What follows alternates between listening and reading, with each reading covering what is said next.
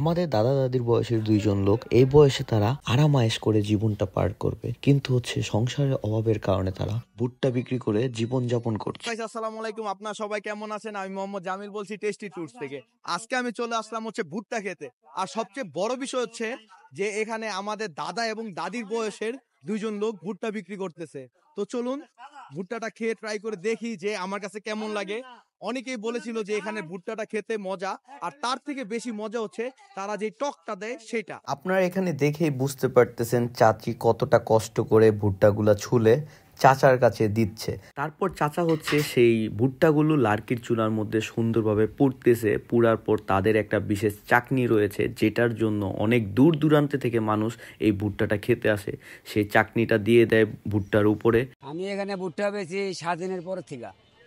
স্বাধীনের পরে থেকে? হ্যাঁ। আর এখানে কয়টা থেকে কয়টা পর্যন্ত বিক্রি এই করেন? 3টার থেকে রাতের 11টা পর্যন্ত। সো গাইস, ভুট্টাটা পেয়ে গেলাম। এটা হলো 30 টাকা নিছে, আর এটা হলো কচি এবং নরম নাকি, তো এই জন্য 30 টাকা নিছে। আর এটা থেকে আরেকটু বড় যেটা, সেটা হচ্ছে 40 টাকা। এখন খেয়ে ট্রাই করে দেখি যে আমার কাছে কেমন লাগে। বিসমিল্লাহ।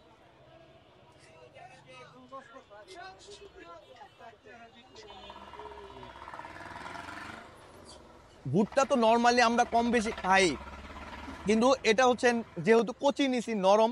আর সবচেয়ে মজা হচ্ছে ওনাদের যে টকটা দিচ্ছে, টকটার কারণে ভুট্টার স্বাদটা পুরা ব্যতিক্রমী হয়ে গেছে। খুবই মজা লাগতেছে আমার। তারা একটু শক্ত পছন্দ করেন, আর শক্তটা একটু বড় হয়, এবং ওইটার প্রাইস 40 টাকা নেয়।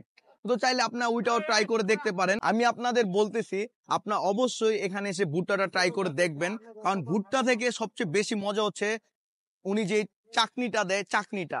আর চাকনিটার কারণে কিন্তু অনেকে ভুট্টাটা খেতে আসে এখানে। এটার লোকেশনটা হচ্ছে পালপাড়া, নারায়ণগঞ্জ। তো আজকের ভিডিওটা এই পর্যন্তই। আপনাদের সাথে নতুন কোনো ভিডিওতে আবার নতুন কোনো প্লেসে আবার দেখা হবে। আল্লাহ হাফিজ।